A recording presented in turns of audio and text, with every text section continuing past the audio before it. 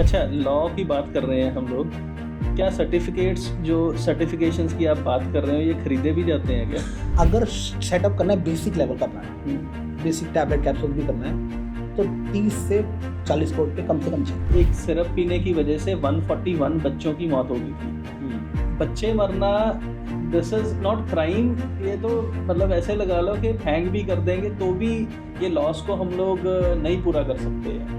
ये डिप्रेशन की मेडिसिन बहुत ज़्यादा बढ़ गई है। लास्ट ईयर 60% मेडिसिन बढ़ गई लास्ट ईयर से डिप्रेशन की मेडिसिन, कोविड के बाद से। There is a study, placebo effect होता है कि दवाई ही ना, आप नॉर्मल प्लेन सॉल्ट कुछ ना डालो उसके अंदर, कुछ भी नहीं, स्टार्च है उसमें, ठीक है, वो दवाई भी खा लो तो आप 60% ठीक हो जाएंगे। जॉब करने के बाद उसके बाद अपना बिजनेस करना is a totally different thing. तो लग रहा है आपने एग्जांपल गलत दे दी है। स्मोकिंग जिसको हिट नहीं मिल रही है वो बड़ा ना लेने लग जाए इसके बाद। वो तो पर्सनल चॉइस है। आई थिंक लाइफ में ना हिट ना, I got my hit from spirituality. लोग कहते हैं you are high on life. Investment नहीं, अगर आप उठा के देखो जितना टोटल मैन्युफैक्चर टर्नओवर है फार्मास्यूटिकल, उसका 0.5% आई कैन चैलेंज उतना भी R&D पे खर्चा करें।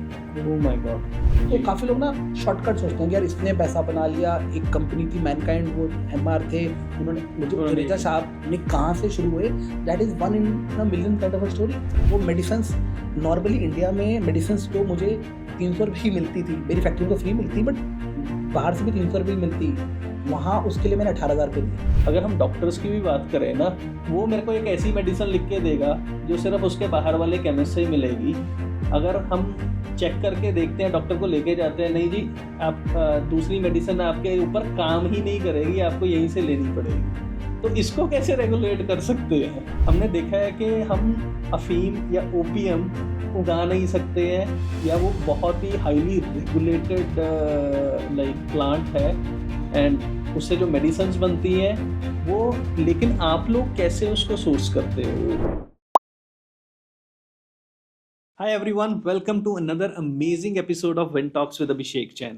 आज का हमारा पॉडकास्ट फार्मास्यूटिकल कंपनीज के बारे में है और इसको डिस्कस करने के लिए हमारे साथ आज बहुत ज़बरदस्त गेस्ट हैं पुनीत बांसल जी, जिन्होंने अपनी जॉब को छोड़ के एक बिजनेस में आए और आज वो बिजनेस 1000 करोड़ का बिजनेस बन चुका है। Theon pharma is the biggest contract manufacturing companies and ये बहुत बड़ी बड़ी कंपनीज के लिए मेडिसिन मैन्युफैक्चर करते हैं, जैसे कि सन फार्मा, एल्कम, जेबी केमिकल्स, इंटास एंड और बहुत सारी कंपनीज। मैं नाम बोलता जाऊंगा लेकिन वो कंपनीज की लिस्ट खत्म नहीं होगी। और हमने बात की है कि इंडिया सबसे बड़ा एक्सपोर्टर है मेडिसिन का और वैक्सीन्स का, पर unfortunately India is the diabetes capital, India is the heart disease capital and India is the cancer capital of the world. और आइए इन्हीं चीजों के ऊपर चर्चा करने के लिए हम चलते हैं डायरेक्टली पुनीत जी के पास। Welcome Puneet ji to our show. Thank you so much, thank you. So Puneet ji, मतलब आपकी जर्नी ना मेरे को बहुत इंस्पायर करती है। From a CA, practising CA and working in MNC in Gurgaon, उसको छोड़ के आपने एक बिजनेस शुरू किया और आज उस बिजनेस का टर्नओवर 1000 करोड़ पहुंच गया है, which is a big big big number. तो ये कैसे शुरू हुआ, इसके बारे में आप हमारे को बताओ। सबसे पहले 2-3 चीज़ें आपकी करेक्ट कर देता हूँ। मैं प्रैक्टिसिंग CA नहीं था, मैं I was working with KPMG। Okay. तो बीइंग अ चार्टर्ड अकाउंटेंट, तो बेस्ट CA फर्म मानी जाती है big fours. Yes, KPMG, PwC, EY and Deloitte। अब तो चलो और भी बड़ी होगी कंपनियां, but they are big companies. तो KPMG, I still remember the name of the companies, Klynveld, Peat, Marwick, गॉडलर। Okay. Because वो पहली कंपनी होती है, पहला एक्सपीरियंस होता है, लाइक अ फर्स्ट लव। हाँ जी, हाँ जी। क्योंकि कभी घर से बाहर निकले नहीं, चंडीगढ़ शहर में रहे, गुड़गांव में पहली बार जॉब की, तो that was a kind of a dream company for every CA। ये मेरे को पहली बार फुल फॉर्म पता लगी है KPMG की। KPMG में बहुत एम्प्लॉइज होंगे, आई कैन चैलेंज देम, उनको भी नहीं पता होगा। तो ये बड़ा कॉमन है क्योंकि लोगों को पता नहीं है, लेकिन इट वाज लाइक जो चीज़ आपको बहुत पसंद आती है, because I have never worked in a corporate. तो मैंने देखा KPMG में जाके, आई was very excited. My first year of job was very fascinating for me, because क्या था, कॉर्पोरेट कल्चर था। घर में क्या था, मैं I was the youngest of the sibling, मेरा एल्डर ब्रदर है, एल्डर सिस्टर है। ठीक है। तो क्या होता है ना, आपकी जब सबसे छोटे होते हो तो आपकी इज्जत उतनी नहीं होती है। अच्छा, 2 ही केस होते हैं, या फिर तो आपको ओवर पैम्पर्ड होते हैं, फिर इज्जत नहीं होती है। तो I was the second category kind of. Okay. तो घर में इतनी पूछ कभी किसी ने की नहीं, क्योंकि हमारी थोड़ी कम्युनिटी ऐसी है, वी आर इन अ बनिया कम्युनिटी, तो बिजनेस कम्युनिटी है एंड वी आर वेरी, मतलब माय फादर इज लाइक काफ़ी बेस से शुरू किया उन्होंने, फर्स्ट जनरेशन है जी। तो वो बिजी रहते थे अपने दुकानदारी और बिजनेस में और बिजी थे, तो कभी ऐसे कभी हमें कभी इतना मिला नहीं। जब मैं गुड़गांव गया तो गुड़गांव वैसे जाते थे घूमने के लिए, बट एक बड़े कॉर्पोरेट में मैंने जॉब किया तो वहाँ पे जो उनके प्रोसेसेस थे, सिस्टम्स थे, और बीइंग इनटू ऑडिट तो आपकी बहुत पूछ होती है। ओके। इन द सेंस कि like I can tell you, I am talking about 2005, I can still remember कि मेरी फर्स्ट ज्वाइनिंग, मुझे अब वो सारी स्टोरी याद आ रही है। तो मुझे ना ऑडिट में तो क्या होता था, पहले 1 महीना तो ट्रेनिंग होती थी। ठीक है। ट्रेनिंग इज लाइक पार्टी, क्योंकि आपने कुछ करना नहीं है। और हम कहते थे यार ये तो हमें ट्रेन भी कर रहे हैं और उसके पैसे भी दे रहे हैं और सब कुछ ऑन द हाउस है, लाइक क्योंकि ट्रेनिंग में दे हैव बिग कॉर्पोरेट, जहाँ पे या फिर तो इन हाउस जगह पे ट्रेनिंग होती थी या फिर बाहर में भी होती थी। जी। Very good training they had, and तो they used to invest a lot. Then उसके बाद जब हमारा ऑडिट शुरू हुआ and I used to go to the client, तो नॉर्मली काफ़ी क्लाइंट्स दूसरी सिटीज़ में भी थे, मे बी नोएडा में भी थे, I was there in Gurgaon. तो मुझे याद है कि मुझे ना गाड़ी पिक करने आती थी। हाँ जी।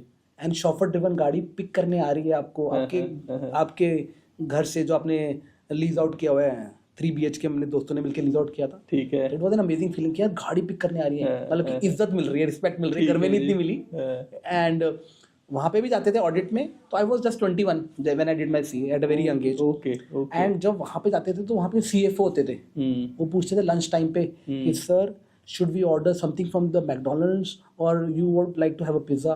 यार भाई साहब कमाल हो गया। क्या बात है, इतनी खातिरदारी है। मतलब कि बिकॉज आप KPMG से आए हो, तो it was not given to you, it is because आप ऑडिट में हो, वो प्रोफाइल भी ऐसी थी और ऊपर से आप अच्छी कंपनी के साथ, तो वो रिस्पेक्ट मिलती थी। बिल्कुल। तो that was a good period. In fact मेरे काफी सारे फ्रेंड्स ये इकट्ठे किए हमने, तो हम इकट्ठे भी रहते थे, तो बहुत मजा था इनिशियली। तो it was like a honeymoon period होता ना, initial 6 months of the job.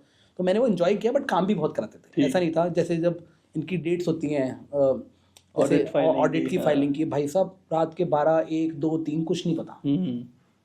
And हम छोटे होते थे, हमें क्या कोई परवाह नहीं। जो हमारे सीनियर्स होते थे वो रात को 2 बजे जाते थे और सुबह दोबारा से 7 बजे निकलना है घर से। तो 2 घंटे के लिए सोने के लिए जा रहे हैं, तो इरिटेट होते थे। हमें क्या फर्क पड़ता था, हम तो कहते थे कि अच्छी बात है भैया, बिठाए रखो हमें क्या है। तो that was good fun and good period. But job करने के बाद उसके बाद अपना बिजनेस करना is a totally different ball game.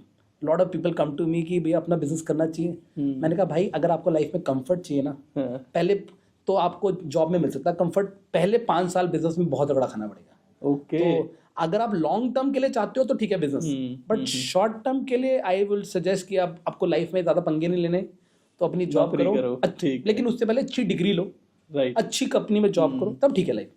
But business में इज वेरी चैलेंजिंग, स्पेशली जब आप फर्स्ट जनरेशन हो उस इंडस्ट्री में। लाइक मैं सेकंड जनरेशन बिजनेसमैन हूँ, बट फार्मा में मैं I was first generation. Okay. मुझे फार्मा का ABC नहीं मालूम था। फाइनेंस बैकग्राउंड से हैं, फादर साहब ने कभी फार्मा में, कभी किसी दूर दूर तक फैमिली ने किसी ने फार्मा नहीं किया, बट हमने फार्मा का पंगा ले लिया ना जानते हुए भी कि आपकी फैमिली में कोई फार्मा वाला बंदा नहीं है। Now you are one of the biggest contract manufacturing pharma company. तो ये कैसे, मतलब ये इसकी शुरुआत कैसे हुई फिर?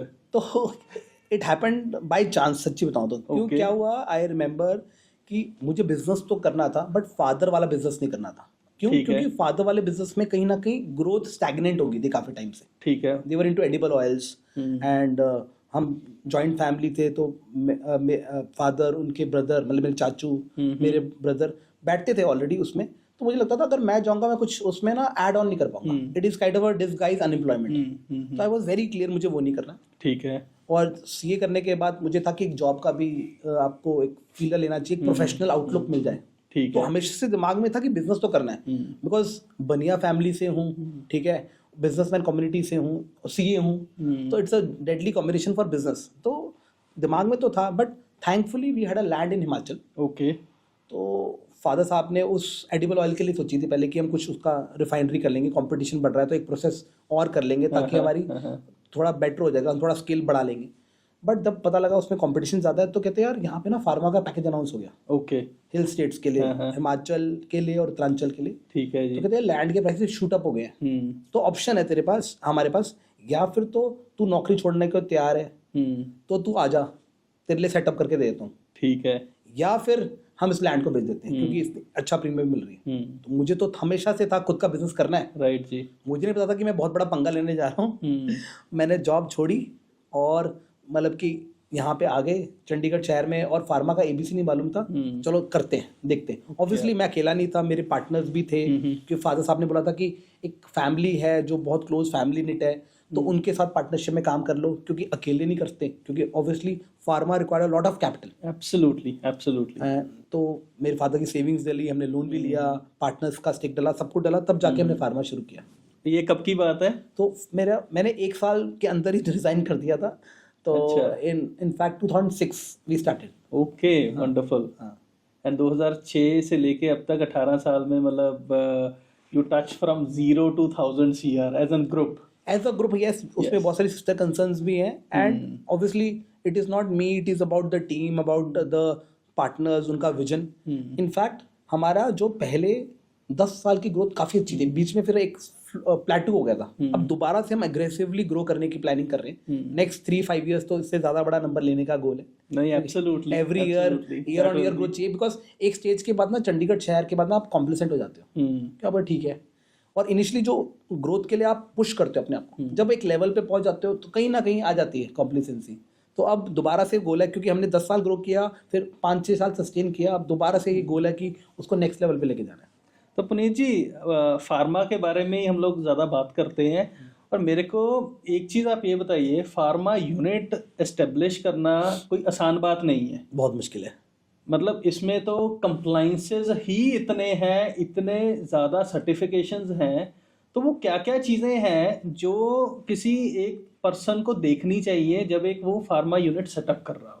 देखो, गाइडलाइंस तो इतने हैं, इतने लॉज हमें फॉलो करने पड़ते हैं, मतलब कि मैन्युफैक्चरिंग सेटअप में, और ऊपर से pharma is a very regulated market. Absolutely. And last 2-3 years तो बहुत टफ हो गए हैं, क्योंकि अब India is expected, because we are also exporting to globe, and काफ़ी ये हम सोच रहे हैं कि हम ना इंटरनेशनल लेवल पे पहुंच जाएं, क्योंकि इंडिया में highest number of US FDA plants हैं। बट काफ़ी सारे ना मशरूमिंग ऑफ फार्मास्यूटिकल कंपनीज भी आ गई, जहाँ पे बहुत लो लेवल का प्रोफाइल के लोग भी, इन terms of not profile, in terms of manufacturing plant की फैसिलिटी, लोग लगा के आगे बहुत ज़्यादा चीज़ सुनते हैं मेडिसिन के बारे में। But pharma is required a lot of capital, it has a lot of legislation, because medicine के साथ खेल रहे हो, ह्यूमन लाइफ के साथ। Absolutely, absolutely. तो we started as a small company, but gradually we upgrade to medium, then we are into large scale now. तो वो जर्नी है। But regulations point of view से बात किया जाए, आज जो लेटेस्ट है, एक रिवाइज शेड्यूल एम आया है, जिसको लेके ना लोग बहुत डरे हुए हैं। ओके, आप बताइए, हमारे को एक्सप्लेन करो उसके बारे में। तो revise schedule M is like कि गुड मैन्युफैक्चरिंग प्रैक्टिसेस का नॉर्म्स आए। तो सरकार ने बहुत सारे ऐसे लॉज बना दिए कि जो इंटरनेशनल, लाइक अगर हम यूरोप में जाते हैं, उनकी सर्टिफिकेशन है EU GMP बोलते हैं। ओके। जैसे यूएस में US FDA बोलते हैं। तो they have certification authorities, bodies, and अभी पिक्स है, बहुत सारे कंट्रीज के, 70 कंट्रीज का एक कांग्रेशन है, उसके एक सर्टिफिकेशन की कुछ रूल्स हैं। ओके। तो अब सरकार ये चाह रही है कि हम लोग ग्लोबल लॉज के लेवल पे ले आए सारे Indian acts in terms of certification, and they are trying for upgrading to that level, so that India को, जैसे वो कंपनी, अगर मैंने लेट से यूरोप में या फिर कहीं पिक्स कंट्रीज में एक्सपोर्ट करना है, तो मुझे उसकी सर्टिफिकेशन लेनी पड़ती है। ठीक है। लेकिन अगर मेरी यूरोप में लेट से एक फैक्ट्री होती, तो मुझे चाहिए ही नहीं, क्योंकि उसमें EU GMP है ऑलरेडी, सर्टिफिकेशन बॉडी ने सर्टिफाई किया हुआ है। ठीक है। तो इंडिया की सर्टिफिकेशन अथॉरिटीज को भी उन्होंने उस लेवल पे लेके जाने की गोल ले रहे हैं। बट इंडिया, मुझे ऐसा लगता है, थोड़ा बहुत एग्रेसिवली ऑपरेट कर रहे हैं। बीइंग अ चार्टर्ड अकाउंटेंट, एक GST उन्होंने बड़ी जल्दी ले आए। उसके बाद बहुत इश्यूज आए, उसको इम्प्लीमेंट करने में इश्यूज आए। अब ये जो फार्मास्यूटिकल मार्केट है, अब एक आपने बहुत सालों से लॉ नहीं लेके आए, अपग्रेड नहीं किया, और इमीडिएटली इतना बड़ा लॉ ले आए, फोर्स करवा रहे हो। बिल्कुल। तो लोग डरे हुए हैं। बट ठीक है, it is a need of hour, but मुझे लगता है थोड़ा फेज मैनर में होता तो एटलीस्ट स्मॉल MSME सेक्टर, जो हमारी स्ट्रेंथ है मतलब की इकोनॉमी की, उसको बहुत फायदा होता। तो अभी सरकार उस पर बात चल रही है, थोड़ा एक्सटेंशन चल रही है, it is in under discussion. But मुझे लगता है लॉ ज़रूरी है।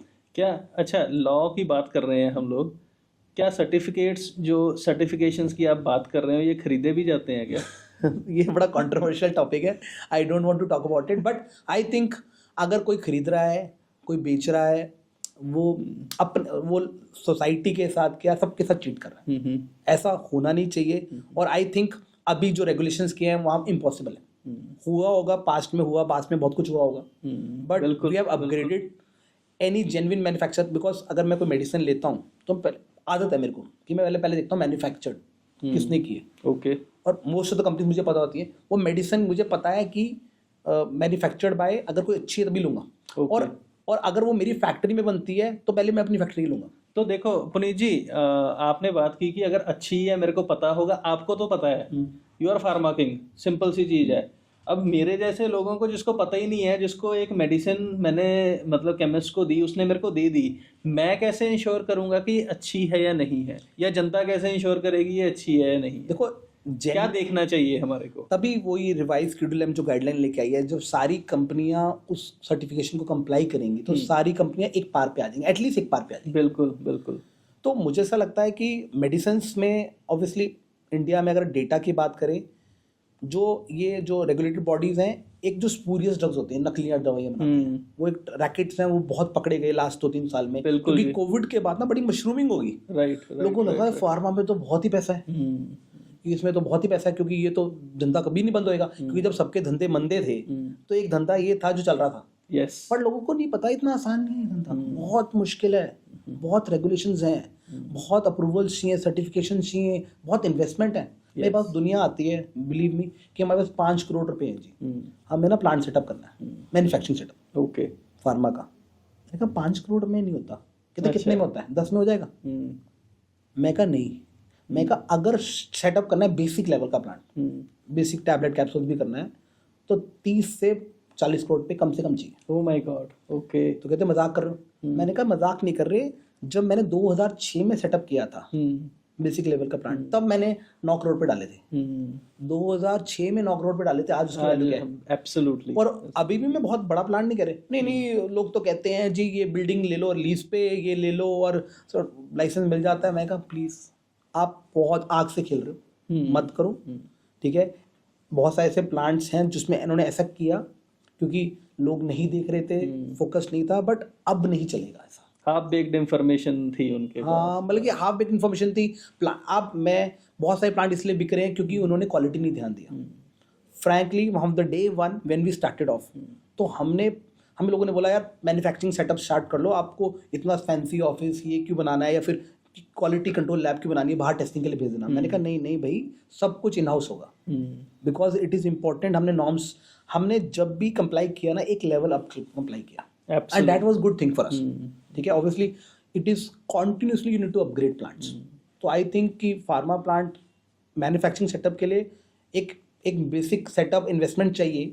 जो पुराने प्लांट्स हैं जो उस लेवल पे नहीं अपग्रेड कर पा रहे, उनको भी आज नहीं तो कल 1 साल 2 साल में अपग्रेड करना ही पड़ेगा। बिकॉज अब मेडिसिन लाइफ है, ह्यूमन लाइफ है। आप सीधा एक चीज़ खा रहे हो, अपने आप से सवाल करो कि अगर वो मेडिसिन आपके बच्चे लेंगे तो आप कंफर्टेबल अपने फैक्ट्री की मेडिसिन? बिल्कुल। मेरे पास मेडिसिन किट होती है हमेशा, normally I travel a lot, तो मेरे पास जो मेडिसिन मेरी बनी होती है वो मेरी आती है।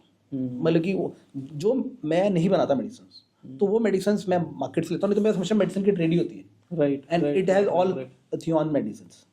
नहीं, इससे तो हम लोग ये सोच सकते हैं कि हाँ, थियोन फार्मास्यूटिकल कितना क्वालिटी के ऊपर फोकस करते हैं। सो पुनीत जी, हम लोग आए दिन सुनते रहते हैं कि मतलब कहीं ना कहीं कोई ना कोई नेग्लिजेंस के कारण कोई ऐसी दवाई मार्केट में आ जाती है जिससे बहुत सारी मौतें होती हैं। एक 2023 में एक केस आया था जहाँ पे एक सिरप पीने की वजह से 141 बच्चों की मौत हो गई थी। तो मतलब इसको कैसे हम लोग रोक सकते हैं या क्या देखना चाहिए? बिकॉज 141 बच्चे मरना, दिस इज नॉट क्राइम। ये तो मतलब ऐसे लगा लो कि पूरी पुश्तें भी उनके अगर हम लोग जेल में डाल देंगे या हैंग भी कर देंगे तो भी ये लॉस को हम लोग नहीं पूरा कर सकते हैं। देखो, ये न्यूज़ आपकी कंफर्म न्यूज़ है, और ऐसी 3-4 न्यूज़ आई लास्ट 2-3 साल में, एंड उज़्बेकिस्तान से भी आई, नाइजीरिया, बहुत सारी कंट्रीज़ में ऐसी न्यूज़ आई। उसके पीछे मैं वजह बताता हूँ, टेक्निकल वजह क्या थी, बट ये अलाउड बिल्कुल नहीं है। This is actually sad it is the biggest of sin. Absolutely. हाँ, इससे बड़ा सिन कोई नहीं होता, क्योंकि आप लाइफ के साथ नहीं खिलवाड़ कर सकते। कोई अब बंदा आपकी मेडिसिन ले रहा है, ट्रस्ट कर रहा है ठीक होने के लिए, और उल्टा हो जाए। सो वो क्यों हुआ था उसके पीछे मुझे पता है फैक्ट्स, क्योंकि वो सिरप्स में इसलिए हुआ था क्योंकि सिरप में ना कुछ एक पर्टिकुलर ड्रग होता है, टेक्निकली मैं बोलता हूँ पीईजी होता है करके। ओके। तो एक होता है फार्मा ग्रेड, एक होता है कमर्शियल ग्रेड। ओके। जैसे फार्मा ग्रेड, अब उसकी टेस्टिंग नहीं होती काफी जगह। जैसे मैं कोई स्टफ मंगवाता हूँ फैक्ट्री में, हर एक आइटम फैक्ट्री में जो आएगी, जो प्रोडक्शन में यूज होगी, उसको टेस्ट करना मैंडेटरी है। लोग, आपने मुझे सप्लाई किया, let's say you are vendor, आपने मुझे सर्टिफिकेट दे दिया, I have to reset check कि आपका जो डेटा है सही है या नहीं सही। तो उसको टेस्ट ही नहीं होता। अब आपने कुछ भी ग्रेड का सप्लाई कर दिया जी, उसमें वो फार्मा ग्रेड नहीं था, मेडिसिन के लिए नहीं था, एडिबल नहीं था, वो कोई और कमर्शियल ग्रेड के लिए था, इंडस्ट्रियल यूज के लिए था, क्योंकि वही सेम ड्रग, क्योंकि pharma grade is much more expensive than industrial या कमर्शियल ग्रेड वाला मटेरियल। तो वो मैंने यूज कर लिया लेट्स से, तो इंडस्ट्री के लिए था, उसमें केमिकल्स होते हैं, बहुत सारी चीजें होती हैं, उसमें इम्प्योरिटीज होती हैं बहुत हाई, तो यूज कर लिया। तो इस, और वो ऑब्वियसली बच्चों को पिलाई, और बहुत मतलब कि that's a story, sad story. तो इस this was one of the reasons जो आपने बोला, जिसके कारण ये रिवाइज शेड्यूल सरकार ने इम्प्लीमेंट किया, क्योंकि एंड वो प्रोडक्ट को बैन किया और चीज़ें थी। But it is not only manufacture, जो सप्लाई एपीआई सप्लाई भी करते हैं, जो स्टोरेज भी होता है, तो ये पूरी चैनल है। ओके। तो सबको रेगुलेट करना पड़ेगा। आप सिर्फ मैन्युफैक्चर को रेगुलेट करोगे तो नहीं चलेगा। जो रॉ मटेरियल जहाँ से आ रहा है, बिकॉज रॉ मटेरियल भी उतना ही इम्पोर्टेंट है, क्योंकि वो ज़्यादा इंपॉर्टेंट है, वो ज़्यादा इंपॉर्टेंट है, बिकॉज हम तो उसको फॉर्मुलेट करके एक फॉर्म में बना रहे हैं। बिल्कुल। बट जो उसका जो बेस को बोलता है, कच्चा मटेरियल जिससे वो बन रहा है बेस, वो बड़ा इंपॉर्टेंट है। तो क्या उसकी भी टेस्टिंग की जाती है आपके हर एक चीज की, raw material, excipient, packing material, every single thing which is used in the production, it has to be tested, every drum has to tested. ये रिवाइज शेड्यूल में बोला है, अब तो बोल रहे हैं क्वालिटी बाय डिजाइन, कि डिजाइन ऐसा हो, मतलब कि सब कुछ अब इतना कुछ डाल दिया है क्वालिटी पे, जो कि बड़ा जरूरी है, क्योंकि लोग टेस्ट नहीं करते। Let's say the commercial labs, अब उनकी भी होनी चाहिए। अब मैंने बोला यार सर्टिफाइड, ये मैं यहाँ टेस्ट नहीं करूंगा, ये बाहर से टेस्ट करा लेता हूँ, वो भी ऐसी रिपोर्ट छाप के दे देते हैं। अच्छा। तो टेस्टिंग ही नहीं हुई, एंड उसका फिर देन इट हैपेंड। तो ये सारी चीज़ें, ये सरकार ने भी एक्सट्रीम स्टेप्स लिए इसलिए क्योंकि ये सारी चीज़ें हुई हैं जो आपने बताया न्यूज़ में, ये कंफर्म न्यूज़ है, and it is very sad. And Puneet ji, एक और चीज़ बताइए, एक सेम सॉल्ट है, एक मेडिसिन है, उसका सेम सॉल्ट है, एक फैक्ट्री बनाती है, उसकी कीमत आती है 5 रुपये, एक फैक्ट्री बनाती है, उसकी कीमत आती है 15 रुपये। सेम सॉल्ट है, बनाने की बात कर रहे हो क्या बेचने की बात कर रहे हो? मैं बनाने की बात कर रहा हूँ। बनाने के भी मतलब देखा है हमने, ये चीज़ देखी है कि हाँ, दोनों फैक्ट्री, क्या उसमें मतलब क्वालिटी का फर्क आता है? वो सेम पेशेंट को दी जा रही है अलग अलग जगह के देखो, आई समहाउ फील कि 3 टाइम्स का फर्क नहीं होगा, बट अगर लेट से मेरी जो प्लांट से एक्सपोर्ट भी होता है और जो डोमेस्टिक में देता हूँ, मैं सेम क्वालिटी देता हूँ। Okay. There parameter like IP, Indian pharmacopoeia, USP, United State pharmacopoeia, British pharmacopoeia, तो more of the less norm same ही हो गया सारी जगह। ठीक है। ठीक है। रेट का मतलब कि बिकॉज वहाँ पे रजिस्ट्रेशन कॉस्ट ज़्यादा है, एक्सपोर्ट्स में थोड़ा उसकी कॉस्ट इसलिए बढ़ जाती है, फिर उसके लिए पूरी रेगुलेटरी टीम बनती है, तो उसकी कॉस्ट, उसको लॉजिस्टिक्स भी है, उसकी स्टोरेज भी करनी है, उसके बहुत सारे टर्म्स एंड कंडीशन है, तो कॉस्ट आई थिंक बढ़ के आती है, मतलब कि 20-30% का फर्क आता है। ओके। बट अगर वो बहुत फर्क आ रहा है तो जो सस्ती बना रहा है, तो आई एम श्योर वो गलती कर रहा है। मेरे पास बहुत लोग आते हैं कि यार ये चीज़ ना इतने की दे दो, एक्स प्राइस के, लेट से आपने बोला ये चीज़ ना 10 रुपये की दे दो, मैं कहा मेरी बनाने की मैन्युफैक्चरिंग कॉस्ट 15 रुपये, मैं 10 की कैसे दे दूँ? कहते ये देखो बिक रही है। मैंने कहा भाई मुझे नहीं पता, आप खिलवाड़ कर रहे हो। कहते मुझे तो सस्ती मिल रही है, मुझे क्या फर्क पड़ता है। अभी सरकार ने क्या किया, मार्केटिंग कंपनी पे भी लायबिलिटी फिक्स कर दी। ओके। कि आप ये नहीं है कि मैन्युफैक्चरर से बनवाई थी मेरी क्या गलती है, ऐसा नहीं करते, आप पल्ला नहीं झाड़ते। तो उसकी भी रिस्पॉन्सिबिलिटी है, क्वालिटी मैन्युफैक्चर से बनवाना बहुत जरूरी है। लोग कहते हैं मुझे क्या पता, मेरे को तो बिक रही है मेरी, सस्ता चाहिए, क्योंकि इंडिया में इतना कंपटीशन है, देयर मशरूमिंग हो चुकी है कि बहुत सारे लोग आ गए फार्मास्यूटिकल ट्रेड में, क्योंकि उन्हें लगता है बहुत पैसा बनता है। तो उन्होंने सस्ती, कहाँ सस्ती मिलती है ये नहीं पता, प्लांट कौन सा है, क्या है। हमारे प्लांट में अगर मैं बात करूं, 1 महीने में कम से कम भी 8 या 10 ऑडिट्स होते हैं। ओके। इन टर्म्स ऑफ कोई इंटरनेशनल ऑडिट चल रहा है, कोई बड़ी कंपनी, बड़े ब्रांड्स, जो हम सन फार्मा, लेकिन सारी बड़ी कंपनी के लिए काम करते हैं। सन फार्मा, मैनकाइंड, एल्केम, सबके लिए काम करते हैं। वो वंडरफुल, सबके ऑडिट्स होते हैं। अब वो ऑडिट्स अच्छी बात है। ऑडिट से क्या होता है, क्योंकि जो हमारी क्वालिटी टीम बैठी है, जो हमारे प्रोफेशनल टेक्निकल लोग बैठे हैं, उन पे नजर है, and they are also on toes, हम तो कोई गलती हो ही नहीं सकती है। और हर एक मीटिंग में हम कोशिश करते हैं कि ऑडिटर से हम मिलें, although we are not technical about pharma, but अब इतना एक्सपीरियंस आ गया है, पूछते हैं कि हमें क्या इंप्रूव करना चाहिए। Absolutely, it is you need to upgrade every 6 months, 1 year, 2 years, ये तो अपग्रेड करना ही पड़ेगा फार्मा। लोग अपग्रेड नहीं करते। और इसी से रिलेटेड एक और क्वेश्चन है पुनीत जी, जैसे हम मार्केट की बात करें, एक तो चलो हो गया डिफरेंस वाला क्वेश्चन आपने क्लियर किया। एक मेडिसिन बनती 5 रुपए की है, लेकिन वो बिकती 220 रुपए की है। इतना मार्जिन डिफरेंस क्यों है, क्यों डिस्पैरिटी है? देखो ये ना, अगेन देखो, लोग कहते हैं कि 40 टाइम्स हो गया, कोई पेटेंटेड ड्रग होगा तो इतना पॉसिबिलिटी होगा। अगर पेटेंट नहीं है तो, क्योंकि पेटेंट वाले ने रिसर्च पे पैसा खर्चा है। ओके। अगर आप नॉर्मल बात करो, सप्लाई चेन में बहुत लोग हैं, लॉजिस्टिक्स है, अगर मैं बात करूं रिटेल है, होलसेलर है, डॉक्टर्स है, बहुत सारी कॉस्ट इन्वॉल्व है। तो मैन्युफैक्चर जो देता है, उस आज कोई भी उठा के देख लो, आपको क्या लगता है आईफोन 1.5 लाख रुपए का जैसे बिकता है, उसकी बनाने की कॉस्ट क्या होगी? वैसे पूछ रहा हूँ आपसे, आपको क्या लगता है? होगी 10 से 12 हज़ार होगी। 6,000 है। ठीक है। लेकिन वो इतना का बिकता है। अब मुझे पता है कि एंड्रॉयड या फिर उसके लेवल का फोन 30,000 का भी बिक रहा है। बिल्कुल। अब फर्क है, मैं ये नहीं कह रहा कि मतलब कि इतना महंगा होना चाहिए, it is a choice, but मैं ये नहीं कहता। एक अब सरकार ने क्या किया, there are something called drug price control order, या फिर नेशनल फार्मास्यूटिकल एनपीपी करके है। उन्होंने कुछ एसेंशियल ड्रग्स पे, जो काफ़ी सारी लिस्ट है उसकी, 300 प्लस की लिस्ट है और बहुत सारे प्रोडक्ट्स आ गए, उसमें उन्होंने कंट्रोल कर दिया कि आप इस प्राइस से ऊपर नहीं बेच सकते, और उसमें एवरी ईयर इससे ऊपर नहीं बढ़ा सकते। ठीक है। तो काफ़ी सारी ड्रग रेगुलेट कर दी है इन टर्म्स ऑफ प्राइसिंग। तो फार्मा पे ना सारे डिपार्टमेंट बैठे हुए हैं, उनको लगता है, क्योंकि फार्मा की ना न्यूज़ ऐसे फैल जाती है। बट आप कुछ भी उठा के देख लो, इलेक्ट्रॉनिक्स उठा लो, हर एक चीज़ में ना इतना प्राइस 5 to 10 टाइम्स होता है, क्योंकि सप्लाई चेन में बहुत जगह पैसा लगता है, कॉस्ट होती है, क्योंकि किसने मार्केटिंग करनी है उसकी कॉस्ट है, लॉजिस्टिक्स है।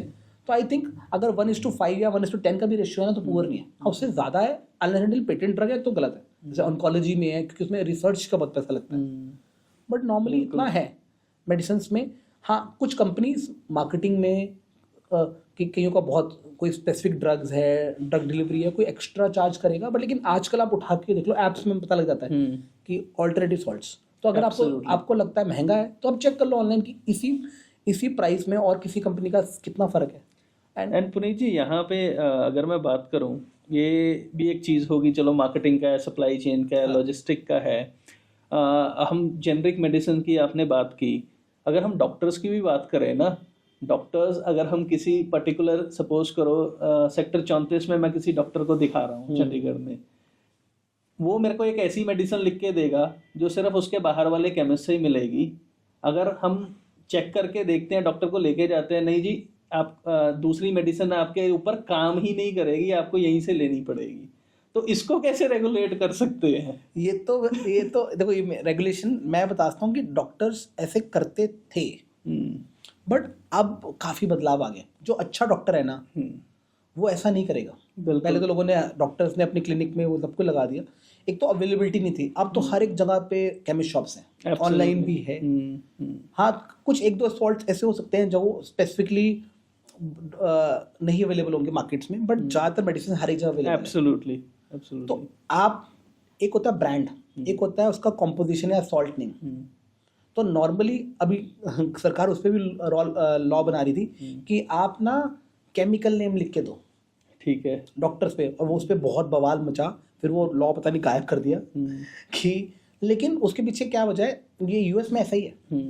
आप doctors are not allowed to write the salt brand name, तो वो कॉम्पोजिशन लिखते हैं। ओके। वहाँ पे जो केमिस्ट शॉप का बंदा है, जो प्रोफेशनल है उस समय, जो उसको डिस्पेंस कर रहा है, वो देता है। ओके। बट क्या है, इंडिया में इतने प्रोडक्ट्स हैं, इतने ब्रांड्स हैं, अब डॉक्टर, अच्छा डॉक्टर है, वो इसलिए बोलता है कि लेट्स से अच्छी कंपनी की ले लो, लेट्स से सन फार्मा की ले लो। अब उसका ऑल्टरनेटिव पता नहीं कहाँ से बना हुआ है, ऑल्टरनेटिव तो अवेलेबल होंगे। तो अगर डॉक्टर अच्छी कंपनी का नाम लिख के दे रहा है ब्रांड, तो उसी का लेना चाहिए, आई वुड सजेस्ट। ओके। हाँ, उसकी ऑल्टरनेटिव अगर वो नहीं मिल रहा है, बहुत फ़र्क है रेट में, तो आप ट्राई कर सकते हो। बट उसके लिए अभी आज इस पे लॉ पे क्या बोला गया कि who we can trust more, a doctor और the guy in chemist shop. क्योंकि वो जेनेटिक मेडिसिन पुश करता है, वो जेनेटिक मेडिसिन जो पुश करता है वो उस कंपनी की क्या क्वालिटी है, क्योंकि उसको डिस्काउंट मिल रहा है। यहाँ पे चलो डॉक्टर्स को का मार्जिन हो सकता है, या फिर एक डिस्ट्रीब्यूटर होलसेलर कंपनी की मार्केटिंग जो बंदा मिलने है उसका खर्चा होता है। वहाँ पे जो रिटेलर को मिलता है, तो जो जेनेरिक मेडिसिन रिटेलर बिकता है, हमें क्या पता कि उसकी क्वालिटी क्या है। तो लोग कहते हैं डॉक्टर्स पे ज़्यादा हम ट्रस्ट कर सकते हैं, क्योंकि एटलीस्ट वो एथिकल, उनके कुछ नॉर्म्स हैं, क्वालिटी है। बट ऐसा नहीं कहता डॉक्टर इसी कंपनी की लो। मैं जितने भी डॉक्टर से मिलता हूँ, मैं वो प्रोडक्ट का नाम वो लिखते हैं, सो ब्रांड नेम में उसका सॉल्ट बोलता हूँ, मैं ले लूँ। ज़्यादा डॉक्टर कहते हैं कि उसे पता है कि मुझे पता है, बोलते हैं कोई भी ले लो, किसी भी कंपनी की ले लो। बिल्कुल। बट अगर कोई डॉक्टर बहुत ही स्पेसिफिकली बोल रहा है ना कि इसी कंपनी की लो, और वो कंपनी आपने नहीं सुनी हुई, तो I think you should change the doctor चाहिए। ठीक है, this is what I would suggest. Right. And Puneet ji, एक और चीज़ यहाँ पे हम स्टार्टिंग से ही बात कर रहे हैं कि आफ्टर कोविड और during covid as well, pharma companies की बहुत मशरूमिंग होने लग गई है, and it has become very easy for everybody to start a PCD pharma company. Okay, आपको पीसीडी पता है? ग्रेट। हाँ, मेरे को थोड़ा बहुत, जब आपसे मिलने हमने पॉडकास्ट करना तो मैंने रिसर्च की, तो यही सबसे ज़्यादा तो यही आ रहा था, पीसीडी। तो इसके बारे में आप हमारे को थोड़ा बताओ कि एग्जैक्टली ये है क्या, इसकी फुल फॉर्म क्या है, कैसे, मतलब बहुत सारे लोग गली नुक्कड़ में भी ये चीज़ स्टार्ट करके बैठे हैं। बिल्कुल सही आपने बोला, आपने बहुत पते की बात पकड़ी है। तो पीसीडी का टेक्निकल फुल फॉर्म क्या है? Propaganda cum distribution. तो basically you are into distribution. तो आपने अपने प्रोडक्ट बना ली, एग्जांपल देके बताता हूँ, ओके, और आपने स्टेट वाइज या रीजन वाइज अपने फ्रेंचाइजी बांट दी आगे। ओके, तो उसमें क्या है कि आप अपना प्रोडक्ट दे रहे हो, उसको थोड़ा सा हेल्प कर रहे हो कुछ उसके बारे में डिटेल्स देने के लिए, कुछ उसके लिए गिफ्टिंग डॉक्टर्स के लिए। वहाँ पे जो स्टेट में लेट से बैठा है, लेट से कोई बिहार में है, तो बिहार में किसी को फ्रेंचाइजी दे दी, या फिर 3 अलग अलग एरियाज में दे दिया, रीजन वाइज आपने फ्रेंचाइजी दे दी। ओके, तो लेट से पंजाब का एग्जांपल देते हैं, अमृतसर में अलग दे दी, और मे बी इस साइड बेल्ट पे अलग दे दी। ठीक है, तो बहुत बड़ा एरिया है। तो वो बंदा अपनी टीम लगा के क्योंकि उसका रिलेशनशिप डॉक्टर से बना हुआ है ऑलरेडी, वो आपके मेडिसिन या अपने प्रोडक्ट इंडोर्स करवाएगा। तो आप उसे लेट से आपने एक्स प्राइस से बाई की, आपने एक्स प्लस लेट से 30% 25% का प्रीमियम डाल दिया, और उसको दे दिया। अब वो मार्केटिंग वो करेगा उसकी। ठीक है। तो उसको तो फ्रेंचाइजी ब्रांड आपका है, बट डिस्ट्रीब्यूशन उसके हाथ में है। ओके, तो दैट इज कॉल्ड पीसीडी।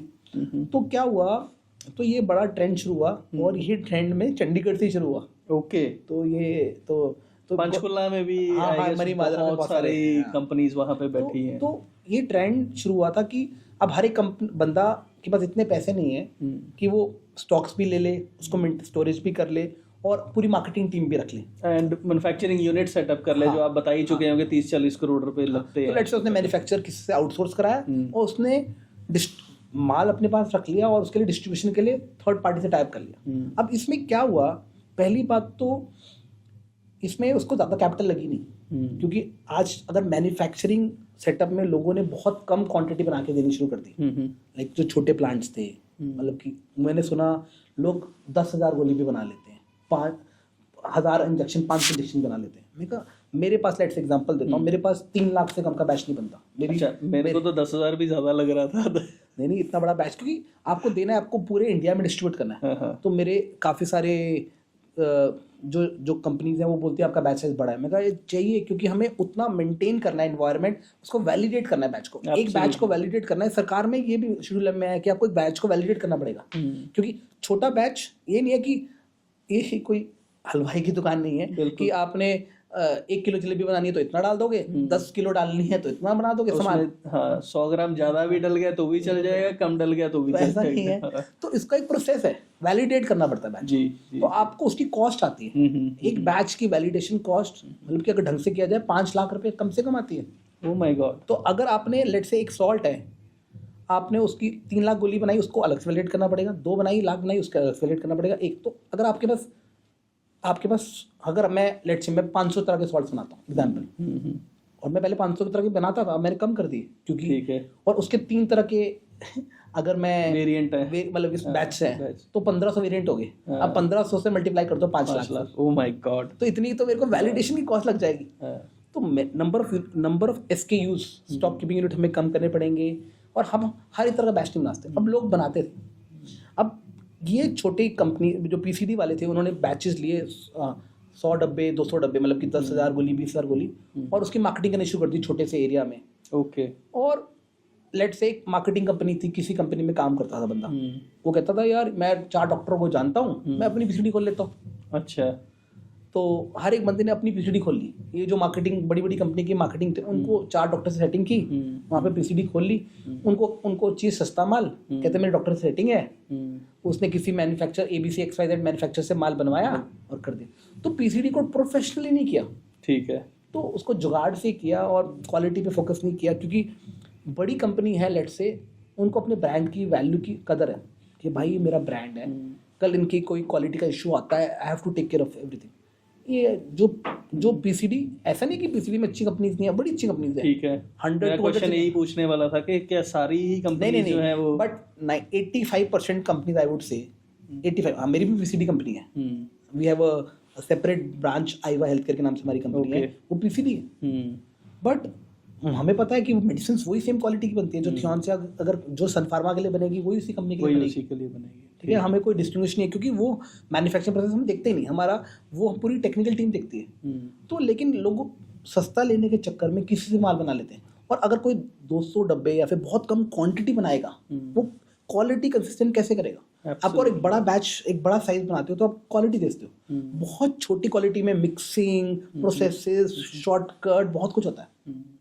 तो लोगों को जिसको फार्मा का नॉलेज नहीं है, उसने कहा फर्क क्या पड़ता है, मुझे ये रेट पे मिल रहा है, इस रेट पे दे दो, और मंडी बना दी, ठीक है। जिसको सस्ता मिलेगा उससे ले लेंगे। तो हम अच्छी और बुरी पीसीडी कंपनीज में कैसे फर्क कर सकते हैं? मैं कोई ऐसी चीज, अच्छी पीसीडी और बुरी पीसीडी कंपनी, आई वुड से एक्चुअली अच्छी मैन्युफैक्चर, वो जो पीसीडी अच्छे मैन्युफैक्चर से माल बनवाता है वो अच्छी पीसीडी कंपनी है। नहीं, बिकॉज मैंने एक चीज देखी है, क्योंकि इनके आने के बाद बहुत सारी चीजें अच्छी भी हुई हैं कि दूर दराज इलाकों में भी दवाइयाँ पहुंचने लग गई हैं। That is only because of PCD. Same PCD is like generic भी ऐसे ही है, जो डॉक्टर रिटेल के थ्रू होती है।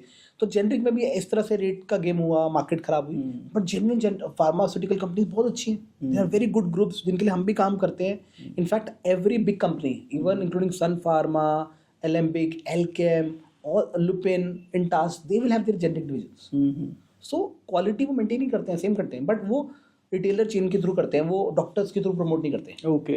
तो वो क्वालिटी मेंटेन करते हैं। तो पीसीडी में जेन्युइन कंपनीज हैं, और जेनरिक में भी जेन्युइन कंपनीज हैं, बट कुछ लोगों ने उसका गंद मचाया, मार्केट खराब की, और काफ़ी लोगों ने हाथ जलाए। मैं एक चीज़ बोल देता हूँ, अगर आपने फार्मा में लॉन्ग टर्म सस्टेन करना है, आपको क्वालिटी देनी ही पड़ेगी, आपको क्वालिटी मैन्युफैक्चरर के पास जाना ही पड़ेगा, कोई ऑप्शन है नहीं है। सो पुनीत जी, मैं ना एक दिन रिसर्च कर रहा था, एंड मेरे सामने एक डॉक्यूमेंट आया, and India is the largest manufacturer of generic medicine in the world. 20% market share India के पास है, और अगर वैक्सीन की बात करें तो 60% मार्केट शेयर इंडिया के पास है। बट अगर हम ऑन दी कॉन्ट्ररी, अनफॉर्चुनेटली अगर हम देखें तो India is the diabetes capital of the world, India is the heart disease capital of the world, and India is now becoming the oncology और cancer capital of the world as well. तो इतनी disparity कैसे कि हम तो पूरी दुनिया को मेडिसिन बांट रहे हैं, और हमारे देश में ही इतनी अगर डिजीजेस फैली हुई हैं। देखो, दो अलग अलग चीज़ें हैं। पहले मैं फर्स्ट पार्ट की बात करता हूँ, जो आप बोल रहे हो। Yes, you are right, India is known as pharmacy hub of the world. मैंने बोला कि सबसे highest number of US FDA plants US के बाद इंडिया में है। ओके। तो इंडिया में तो बहुत, क्योंकि इंडिया फार्मास्यूटिकल की एक्सपोर्ट्स में बहुत टॉप लाइन में आता है, तो ये अच्छी बात है। इनफैक्ट कोविड में आपने देखा होगा कितनी सारी मेडिसिन्स इंडिया से बन के गई, और कितनी सारी कंट्रीज़ ने इंडिया का थैंक्स किया, बिकॉज इंडिया में वैक्सीन के लिए बहुत फैसिलिटीज़ है, बहुत मैन्युफैक्चरिंग, बड़े बड़े प्लांट्स चल रहे हैं। तो ये अच्छी बात है कि यार, और ये अब अपग्रेड भी कर रहे हैं, जो हम रिवाइज करिकुलम की बात कर रहे हैं, तो it is overall positive side. अब जो दूसरी साइड है, it is nothing to do with medicine, it is to do with lifestyle. जो आप बोल रहे हो डायबिटिक, यस, हम भी बहुत सारी डायबिटिक मेडिसिन बनाते हैं, और आजकल बहुत सारी नई रिसर्च भी चल रही है, बिकॉज इंडिया में एक तो पॉपुलेशन ज़्यादा है, बट इंडिया में ना जो क्वालिटी ऑफ फूड जो हो गया है, आप कितने लोग जंक फूड खाने लगे हैं। I am also father of teenager, तो मुझे पता है कि यार जो जो जो आप इन्वायरमेंट वाटर, एयर, फूड, इससे बीमारियां आती हैं। और जो आपका लाइफस्टाइल है, बिल्कुल जो आप लोग आजकल सोशल मीडिया में बहुत ज़्यादा गलत कंटेंट या फिर एडिक्शन में आ गए हैं, तो ये डिप्रेशन की मेडिसिन बहुत ज़्यादा बढ़ गई है। लास्ट ईयर 60% मेडिसिन बढ़ गई लास्ट ईयर से, डिप्रेशन की मेडिसिन कोविड के बाद से। तो ये क्यों आया है? बिकॉज लाइफस्टाइल लोगों को ना, हमारे जो संस्कृति थी वो लोग भूल गए कहीं ना कहीं। तो आपने ऑन्कोलॉजी की बात की, कैंसर की बात की, मैं थोड़ा स्पिरिचुअलिटी की तरफ भी बात करूंगा, थोड़ा सा डिफरेंट टॉपिक है। लोगों को गुस्सा, एंगर, रिलेशनशिप की एक्सपेक्टेशंस, ये बहुत सारी चीज़ें हैं, ये केमिकल्स हैं। आपकी बॉडी ना, सच्ची बताऊं, मेडिसिन की जरूरत ही नहीं है। आपकी बॉडी जो भगवान ने बना के भेजी है ना, ज़्यादातर केसेस में वो ना केमिकल फैक्ट्री है, सारे केमिकल्स आपकी बॉडी में ही है। ओके। बट हमने उसको ढंग से यूज़ नहीं किया। जो हमारे पुराने टाइम पे योगा, मेडिटेशन होती थी, 80% बीमारी की जरूरत, बीमारियाँ गायब हो जाएंगी अगर हम थोड़ी हेल्थ पे, थोड़ा लाइफस्टाइल पे ध्यान दे दें। स्ट्रेस बहुत ज़्यादा बढ़ गया है, कंपटीशन बहुत ज़्यादा बढ़ गया है आपस में, तो ये सारी चीज़ें हैं। और योगा नहीं करता कोई, मेडिटेशन नहीं करता, लोगों को पता ही नहीं है। तो आई थिंक कहीं ना कहीं वेलनेस में अभी आजकल बड़ा, ये भी एक फैंसी टर्म शुरू हो गया, वेलनेस पाथ शुरू हो गए हैं। बड़े बड़े कैंपसेस खुल गए हैं कि लोगों को ना वेलनेस नेचुरोपैथी में लेके जाएंगे, मेडिसिन का। तो पहले क्या था, मेडिसिन ही नहीं थी, तो मेडिसिन हैं, लेकिन बीमारियां बढ़ गई हैं, उसके पीछे अलग वजह है। तो डायबिटिक तो सिंपल सा कॉमन सेंस है। मोर ओवर अगर हम लोग देखें पुनीत जी, तो मैक्सिमम जो बीमारियां होती हैं वो साइकोलॉजी से होती हैं। और दिस इज एक टर्म भी है, साइकोसोमेसिस, कि whatever you are thinking it is going into your body, and if there are some stuck emotions, वो भी एज एन डिजीज की फॉर्म में आते हैं। हाँ, उसको बोलते हैं psychosomatic. Somatic is body, psycho is mind, so which originates in mind and it impacts your body. You are right. तो आजकल ना आदत पड़ गई है लोगों को मेडिसिन लेने की, एंड देयर कहीं ना बिना डॉक्टर के ले लेते हैं, कोई प्रिस्क्रिप्शन नहीं लेते, कुछ नहीं लेता। हाँ जी, गैस है, ये पेंटाडॉम ले लो, ये ओमिप्रोजोल ले लो, सर दर्द है ये ले लो, लोगों को लगता है पैरासीटामोल ले लो बिना मतलब के। बिल्कुल। मैं बिल्कुल एडवोकेट नहीं करता। मैं खुद, मुझे मेडिसिन के बारे में पता है। अगर मेरी तबीयत ज़्यादा खराब है या फिर एक लेवल से ज़्यादा खराब है तो मैं डॉक्टर के पास जाऊँगा, मुझे पता है वो क्या मेडिसिन लिखने वाला है। तो प्रोफेशनल चाहिए हमें। और ऊपर से क्या ना, बिना मतलब की दवाइयाँ मत खाओ। और हर एक दवाई का ना साइड इफेक्ट है, उसका ऑब्वियसली उसके फायदे ज़्यादा है as compare to side effect. But ऐसा नहीं है कि आपको पता ही नहीं है बॉडी का कि क्या चाहिए बॉडी को। आपको लगता है यार ये बुखार है तो हर एक बुखार के इलाज है पैरासीटामोल, डोलो ले लो। और पहले डोज कम होती थी, अब 650 हो गई है। अब उसके भी कॉम्बिनेशन आ गए हैं, क्योंकि लोग बिना मतलब के मेडिसिन ले रहे हैं, तो उसका भी साइड इफेक्ट है। तो एंड एक और चीज, आपने डोलो की बात की। डोलो पॉपुलर हुआ कोविड के बाद। जो छोटी पैरासीटामोल की छोटी गोली लेते थे वो तो खत्म ही हो गई है आज के टाइम पे। आज सारे डॉक्टर डोलो 650 ही रिकमेंड करते हैं। मतलब ये वाकई में इसकी जरूरत थी या ये टोटली एक मार्केटिंग गिमिक था? मैं आई वुड नॉट से marketing gimmick, but I would say कि अगर जैसे एग्जांपल देता हूँ, बॉडी का एग्जांपल देता हूँ। आपको बुखार क्यों होता है, लोगों को पता ही नहीं है। आपको बुखार क्यों होता है कि आपके बॉडी का टेम्परेचर क्यों बढ़ता है। जैसे कोई अटैक हुआ, बैक्टीरिया अटैक हुआ, तो बॉडी नेचुरली आपका टेम्परेचर बढ़ा देती है ताकि उसको बैक्टीरिया पे और अटैक ना कर पाए। तो इट इज अ बॉडी का अपना कोपिंग मैकेनिज्म। हाँ, कोपिंग मैकेनिज्म है। आप अगर आप 2-3 दिन बाद काफ़ी चीज़ें अपने आप ठीक हो जाती हैं। In fact there is a study, placebo effect होता है कि दवाई की जगह आप नॉर्मल प्लेन सॉल्ट कुछ ना डालो उसके अंदर, कुछ भी नहीं, स्टार्च है उसके अंदर, ठीक है, वो दवाई भी खा लो तो आप 60% ठीक हो जाओगे। हाँ, जो सीरियस दवाइयाँ हैं, जो सीरियस चीज़ें हैं, जैसे लाइक आप ऑन्कोलॉजी की आप बात कर रहे थे, या फिर कोई ऐसी चीज़ है, किसी की इमरजेंसी में एक्सीडेंट हो गया, उसमें medicine will play a very important role. But बिना डॉक्टर की प्रिस्क्रिप्शन के मतलब, और इसका कॉज जरूर जाना चाहिए, डायग्नोसिस होना चाहिए कि यार एक्चुअली हुआ कैसे। एंड काफ़ी सारी चीज़ें इसलिए है क्योंकि स्ट्रेस बढ़ गया है, और जो हमारा लाइफस्टाइल है वो ख़राब है। हम सुबह उठ के, सनलाइट इज बेस्ट मेडिसिन, लोगों को पता नहीं है। हम, और कहीं जगह कंटेमिनेशन भी बहुत हो गया, पानी में कंटेमिनेशन है, हवा में कंटेमिनेशन है, तो ये चीज़ें हैं। तो बहुत सारे फैक्टर्स हैं जिसके कारण आप बीमार होते हो। तो वो फैक्टर्स भी सरकार को या फिर हम सबको, लाइक एज अ सरकार जो कर रही है एनवायरनमेंट के लिए कर रही है, पानी के लिए कर रही है, सब कुछ अच्छा कर रही है। बट हम क्या कर रहे हैं?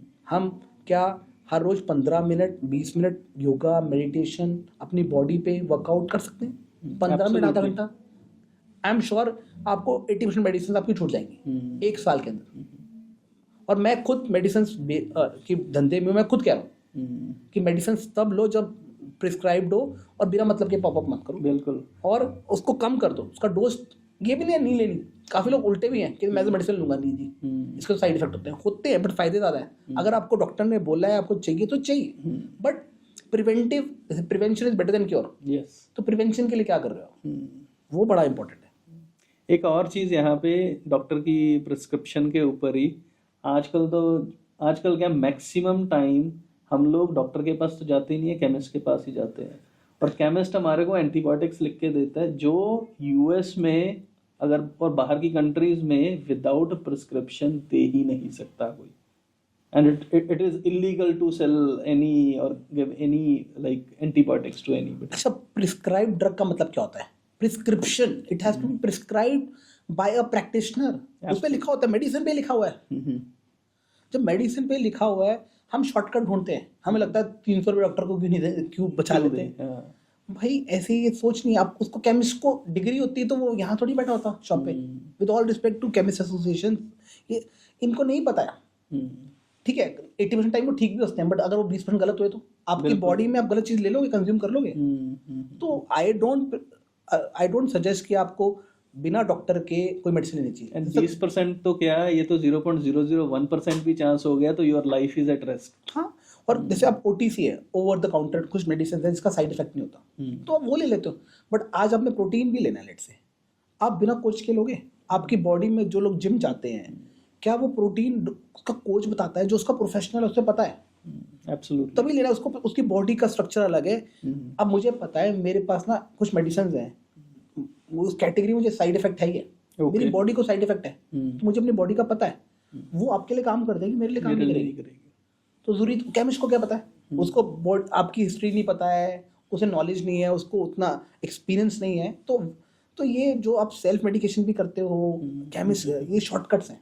प्लीज हेल्थ केयर के लिए आप अपनी एजुकेशन पे इतना ध्यान दे रहे हो। हेल्थ केयर बाद में बीमार होने से बेटर ये है कि ढंग से डॉक्टर के पास लो। और हाँ, you are right, overdose of antibiotics India में है और ये बहुत बड़ा इशू है। बिकॉज एंटीबायोटिक क्या होती है, आपकी एंटीबायोटिक्स वो बैक्टीरिया से फाइट कर रही है। तो उससे क्या होता है कि आपकी बॉडी की ना ज़्यादा लेने से जल्दी रिकवरी आ जाती है उससे, आई एम श्योर। बट ज़्यादा अगर एवरी टाइम आप एंटीबायोटिक लोगे ना, तो आपको अगली बारी हायर डिग्री ऑफ एंटीबायोटिक लेनी पड़ेगी, आपकी बॉडी की इम्यूनिटी कम हो जाएगी। इट्स लाइक सेइंग अगर आप जो लोग स्मोक करते हैं उसको हायर के लिए, ज़्यादा हाई के लिए उसको हायर कुछ लेना पड़ेगा, सब्सटेंस लेना पड़ेगा। वैसे ही है। तो अगर बहुत ज़्यादा डोज में ले लोगे तो वो जो दवाई है वो काम करनी बंद कर देगी, वो एंटीबायोटिक। तो आपको हायर एंटीबायोटिक लेनी पड़ेगी। तो एंटीबायोटिक्स की जनरेशन आ गई, जनरेशन 1 2 3। क्यों? क्योंकि लोग ले ही जा रहे हैं। को लग रहा है आपने एग्जाम्पल गलत दे दी है। स्मोकिंग जिसको हिट नहीं मिल रही है वो बड़ा ना लेने लग जाए इसके बाद। वो तो पर्सनल चॉइस है। आई थिंक लाइफ में ना हिट ना, I got my hit from spirituality. लोग कहते हैं you are high on life. मैं कहा I don't drink, I don't smoke, I am a vegetarian now. तो बिल्कुल, तो it is your personal choice. वो अपनी बट आपकी बॉडी में सारे केमिकल्स हैं yes. जो आपको हाई कर सकते हैं। आपको कोई आउटसाइड सब्सटेंस नहीं चाहिए। एंड मैं बहुत सारी हमने फार्मा के बारे में बातें की पुनीत जी। मेरे को अब आप ये चीज़ बताइए, because this podcast is about pharma, कि अगर किसी को फार्मा इंडस्ट्री में आना हो, जुड़ना हो या बिजनेस स्टार्ट करना हो, वो किस तरीके से स्टार्ट कर सकता है with a very minimal investment. मैं मैन्युफैक्चरिंग की बात नहीं कर रहा हूँ, मैं किसी चीज़ की बात नहीं कर रहा। किसी को लगा कि हाँ यार this is one thing where my interest lies, कि मेरे को दिख रहा है, हाँ पैसे भी बने, सिर्फ इंटरेस्ट नहीं पैसे भी बने। बिजनेस तो इंटेंशन तो पैसा बनाने का ही होता है। हाँ, तो कैसे कर सकता है कोई इंसान? देखो ये ना बहुत वास्ट क्वेश्चन है। मैं इसको ना 3 हिस्सों में डिवाइड करता हूँ। प्लीज। पहले तो आपको अगर फार्मा में जाना है तो पहले आपको देखना है कि आपको मैन्युफैक्चरिंग साइड पे जाना है, that is 1। Second is marketing में जाना है, और तीसरा है डिस्ट्रीब्यूशन। ओके। तो मैन्युफैक्चरिंग हमने ऑलरेडी बात कर ली है कि बहुत मोटी इन्वेस्टमेंट चाहिए। तो आपका कैपिटल पे डिपेंड करता है कि आप उतना कैपिटल डाल सकते हो। अब आ जाओ मार्केटिंग पे। मार्केटिंग के लिए भी कैपिटल चाहिए। आपको स्टॉक्स करने हैं, आपको मेडिसिन के बैचेस बना के रखने हैं, आपको एरिया मेंटेन करना है। तो उसमें भी मार्केटिंग बहुत तरह की है। एक तो है प्रिस्क्रिप्शन मेडिसिन जिसको हम बोलते हैं, ओके, ठीक है। डॉक्टर्स के थ्रू आप you have a network of doctors, आपकी टीम रखते हो, मेडिकल रिप्रेजेंटेटिव रखते हो। तो एक तरीका वो है। एक है जेनरिक मेडिसिन जहाँ पे आप इन्वॉल्व करते हो डिस्ट्रीब्यूशन के लोग या फिर रिटेल वाले लोग, केमिस्ट से आप के थ्रू प्रिस्क्राइब के थ्रू आप प्रमोट करते हो। तीसरा है पीसीडी, जो उन दोनों का मिक्सचर है जो हमने बात की है। तो ये मार्केटिंग में ऑप्शन है, बट उसके लिए भी इन्वेस्टमेंट मोटी चाहिए, मतलब कि क्योंकि आपको इतने, अगर आपको एक पूल चाहिए, कोई मार्केटिंग वाला बंदा है, डॉक्टर्स को, अब डॉक्टर को पूरी रेंज चाहिए जब आप जाते हो। बिल्कुल। तो और आपको लेट से आपने पंजाब से शुरू किया, आपने बिहार में कर लिया, आपने यूपी में करना है, पैन इंडिया करना है, आपको डिपेंड करता है आपको स्केल क्या करना है। ठीक है। तो उसमें it is a long process, overnight success नहीं बनेगा। फार्मा का जेस्टेशन पीरियड बड़ा है बाकी बिजनेसेस से।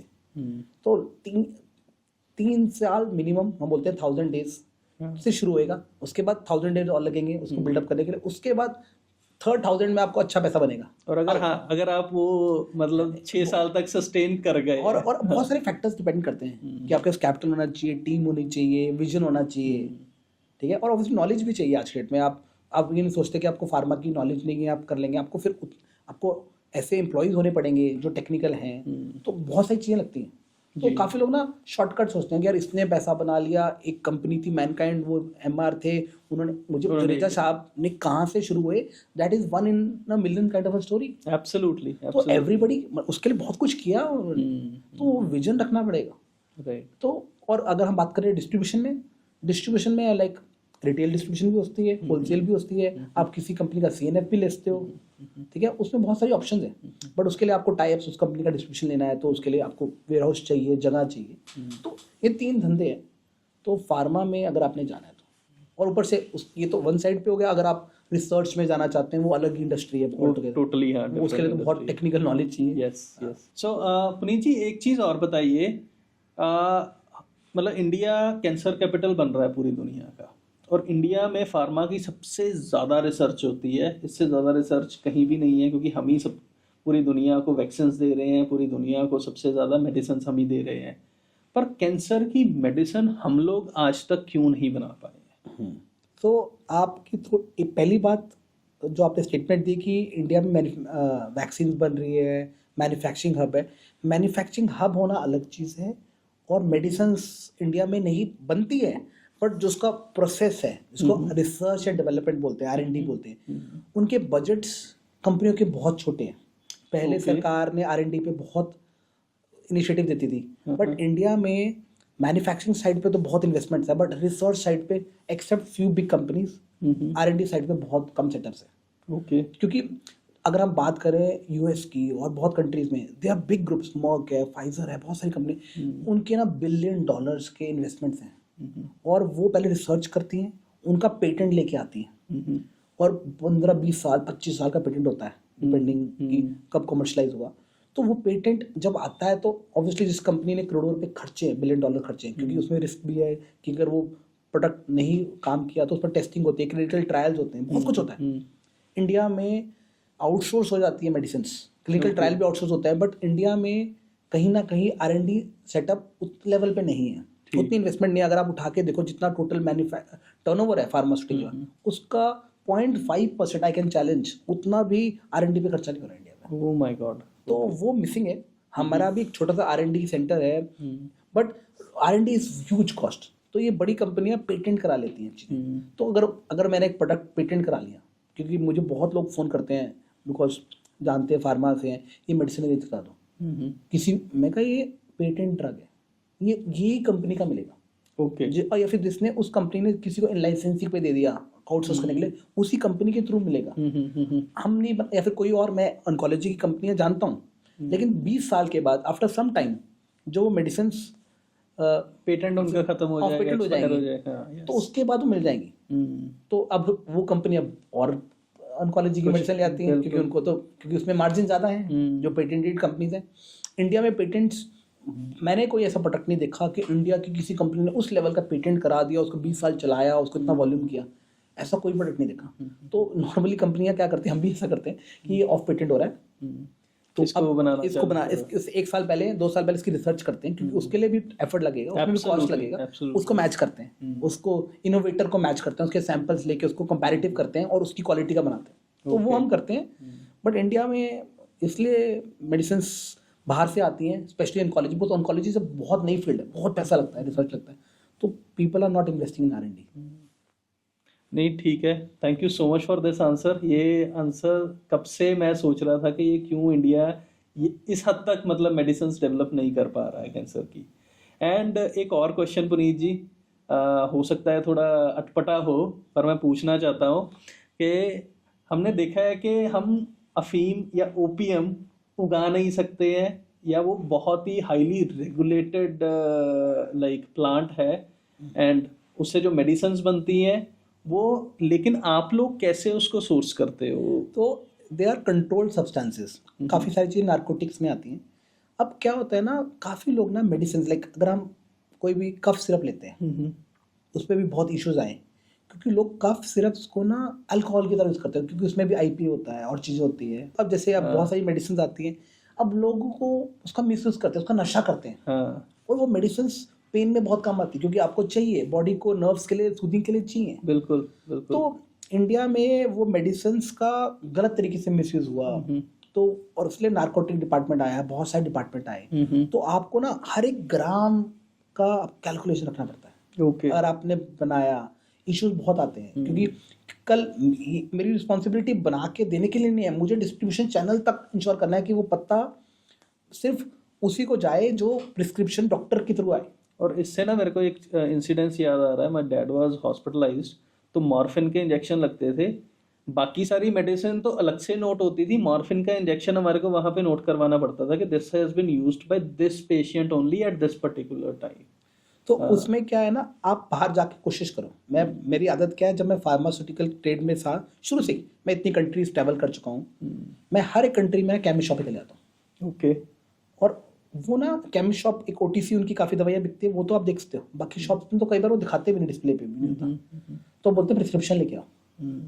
तो आई रिमेंबर वन इंसिडेंट कि मैं दुबई में था, और मुझे पता है मेरे बेटे की तबीयत खराब हो गई थी। I was there on a vacation, on near इसी टाइम पे, क्रिसमस के टाइम पे था, एंड मेडिसिन की जरूरत थी, तो उसने कहा प्रिस्क्रिप्शन लेके आओ। फिर मैंने डॉक्टर को फ़ोन किया, वहाँ से प्रिस्क्रिप्शन मंगवाई। वो मेडिसिन नॉर्मली इंडिया में मेडिसिन जो मुझे 300 रुपये की मिलती थी, मेरी फैक्ट्री में तो फ्री मिलती, बट बाहर से भी 300 रुपये की मिलती, वहाँ उसके लिए मैंने 18,000 रुपये दिए, क्योंकि वो मेरा पूरा बॉक्स, 2 पेटेंट वाले इनोवेटर का दे दिया उसने, और एक गोली नहीं देते, डिस्पेंस नहीं करते, बहुत बहुत इशू हुआ। तो क्योंकि बाहर के देश में ना इशू इसलिए नहीं है क्योंकि मेडिसिन ऐसे मिल नहीं सकती, यहाँ पे ऐसे मिल जाती है। किसी को नशे के लिए कुछ भी चाहिए, सब कुछ अवेलेबल है। बिल्कुल। तो वो चैनल थोड़ा सा वीक है, और सरकार उस पर कोशिश कर रही है, बट लोग उसका मिसयूज करते हैं, जो कि बिल्कुल गलत है, क्योंकि एक मेडिसिन का फायदा हो रहा है, बट उसको बैन किया जा रहा है। क्यों बैन किया जा रहा है? वाई? बिकॉज क्योंकि उसको लोग गलत यूज कर रहे हैं। राइट।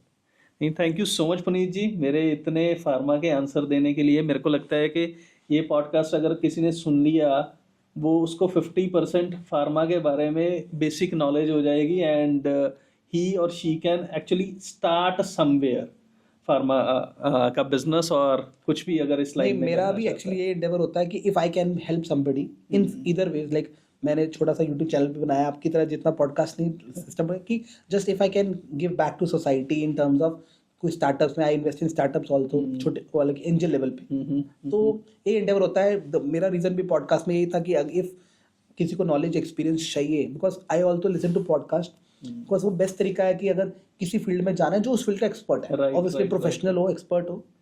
और पुनीत जी के यूट्यूब चैनल का भी लिंक हम लोग डिस्क्रिप्शन में शेयर कर देंगे। You can subscribe him, and if you are building something, तो he can be your next angel.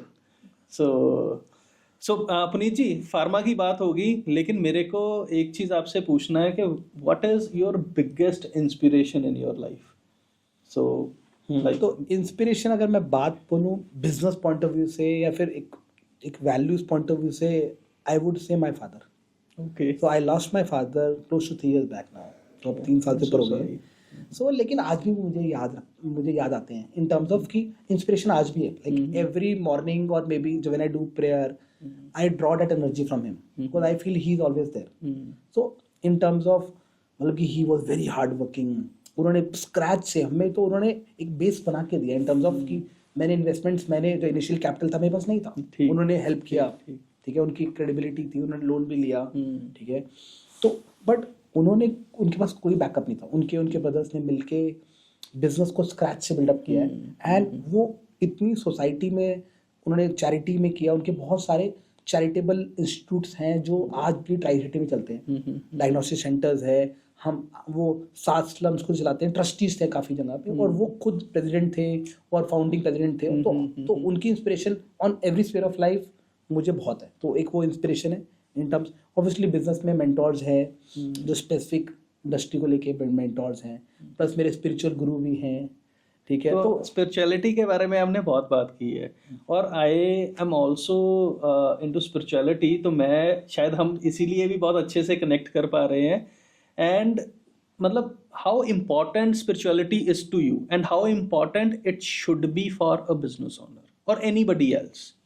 मुझे लगता है ये ना, काफ़ी लोगों को लगता था, मुझे भी लगता था कि स्पिरिचुअलिटी ना 50 साल 60 साल के बाद होगी। इनफैक्ट मेरे काफ़ी दोस्त मजाक उड़ाते हैं, मतलब जस्ट आउट ऑफ वो लाइक पुलिंग करते हैं कि भाई तू बुढ़ा हो गया ज़्यादा, तो ऐसी बातें कर रहा है। से जैसे मैं लास्ट इतने सालों में न्यू ईयर पार्टी में नहीं गया, नॉर्मली मैं जाता नहीं, मुझे लगता है कि ये अच्छी एनर्जी है, राइट इन्वायरमेंट है, कहीं मैनिफेस्टेशन में करो, मेडिटेशन करो, तो every day it is a normal practice to me.